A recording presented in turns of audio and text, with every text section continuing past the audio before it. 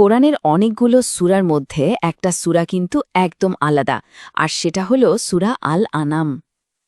আচ্ছা, কখনো কি মনে প্রশ্ন জেগেছে কেন এই সূরাটা খণ্ড খণ্ড করে নয়, বরং পুরোটা একবারে নাজিল হয়েছিল?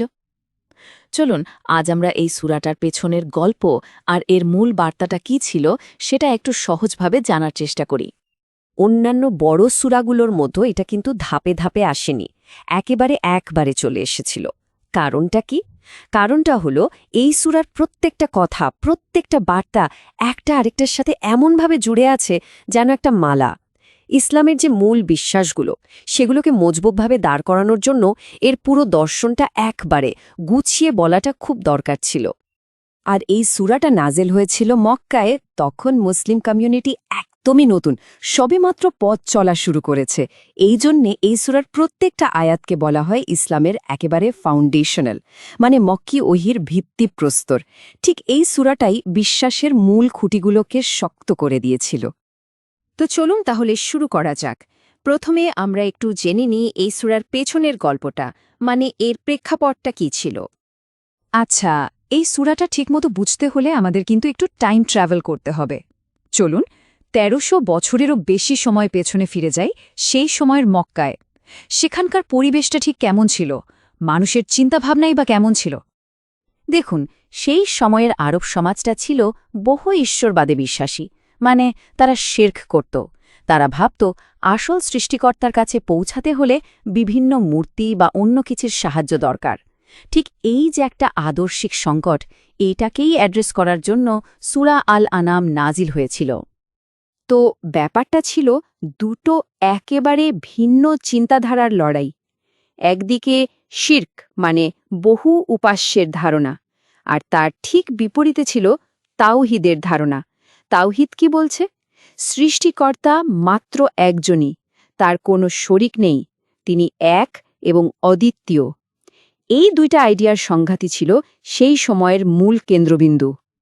স্বাভাবিকভাবেই তাওহীদের এই নতুন মেসেজটা মেনে নেওয়া সহজ ছিল না। অনেক ধরনের বাধার মুখে পড়তে হয়েছিল। মানুষজন তাদের বাপদাদার আমলের প্রথা ছাড়তে চাইত না। মূর্তিগুলোকে তারা তাদের সংস্কৃতির একটা অংশ ভাবত। তাদের মাথায় প্রশ্ন আসত, এত বড় মহাবিশ্ব, এটা কিভাবে একজন স্রষ্টা একা সামলাতে পারেন? এমনকি তারা প্রমাণ হিসেবে চাইত চোখের সামনে কোনো অলৌকিক কিছু ঘটুক। আর এই সব প্রশ্ন, সব চ্যালেঞ্জের জবাব হিসেবেই সূরা আল আনাম নিয়ে এলো একটা খুব পরিষ্কার, খুব যৌক্তিক একটা উত্তর। আর সেই মূল উত্তরটাই হল তাওহীদ, মানে একত্ববাদ। তাওহীদ মানে কিন্তু শুধু একজন স্রষ্টা আছেন এইটুকু বিশ্বাস করা না, এর অর্থটা আরও অনেক গভীর। এর মানে হল আল্লাহকে এই মহাবিশ্বের একমাত্র স্রষ্টা, একমাত্র পালনকর্তা আর সব ক্ষমতার মালিক হিসেবে মেনে নেওয়া।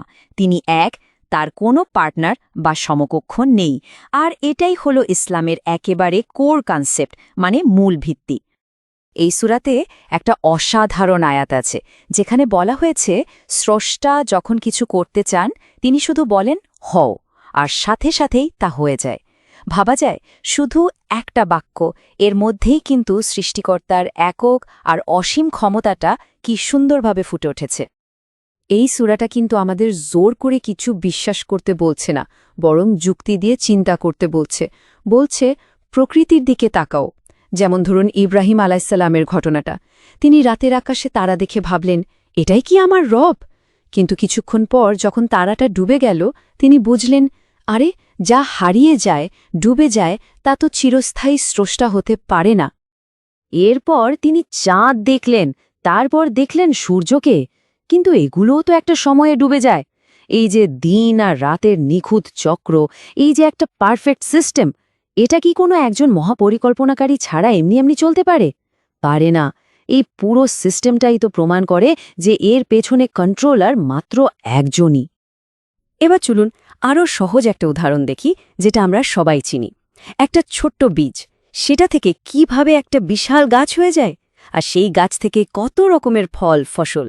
এই যে একটা লাইফ সাইকেল, এর মধ্যেই তো স্রষ্টার একত্বের একটা পরিষ্কার সাইন আছে, তাই না? ভেবে দেখুন, একই মাটি, একই পানি, অথচ কত হাজার রকমের স্বাদ, কত হাজার রকমের ফল। এটা কি অবাক হওয়ার মতো ব্যাপার না? তাওহীদ তো গেল মূল কথা।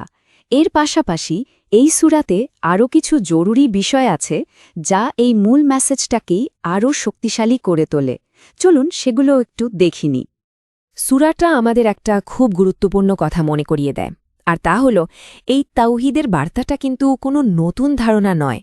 একেবারে আদম আলাইসাল্লাম থেকে শুরু করে নূহ, ইব্রাহিম, মুসা, ঈসা আলাইসাল্লাম হয়ে শেষ নবী মুহাম্মদ সাল্লাল্লাহু আলাইসাল্লাম পর্যন্ত প্রত্যেক নবী কিন্তু একই কথা বলে গেছেন।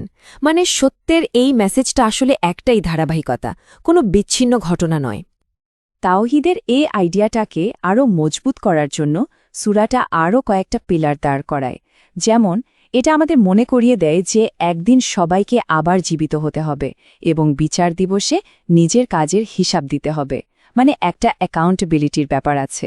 একই সাথে এটা খুব যুক্তি দিয়ে দেখিয়ে দেয় যে কেন মূর্তি পূজা আসলে একটা অর্থহীন কাজ, আর আমাদের জীবনটা কিভাবে চললে ভালো হবে সেই জন্য ঐশী বিধানের গুরুত্বটাও বুঝিয়ে দেয়। তো এতক্ষণ ধরে আমরা যা যা আলোচনা করলাম তার সারমর্মটা কি, আর আজকের দিনে দাঁড়িয়ে এই সূরাটা আমাদের জন্য কতটা প্রাসঙ্গিক?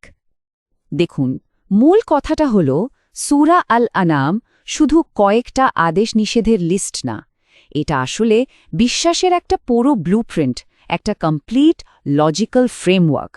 এটা এমন একটা সময়ে এসেছিল যখন বিশ্বাসের ভিত্তিটাকেই খুব শক্ত করে গেঁথে দেয়াটা জরুরি ছিল, আর এই সূরাটা ঠিক সেই কাজটাই করেছে।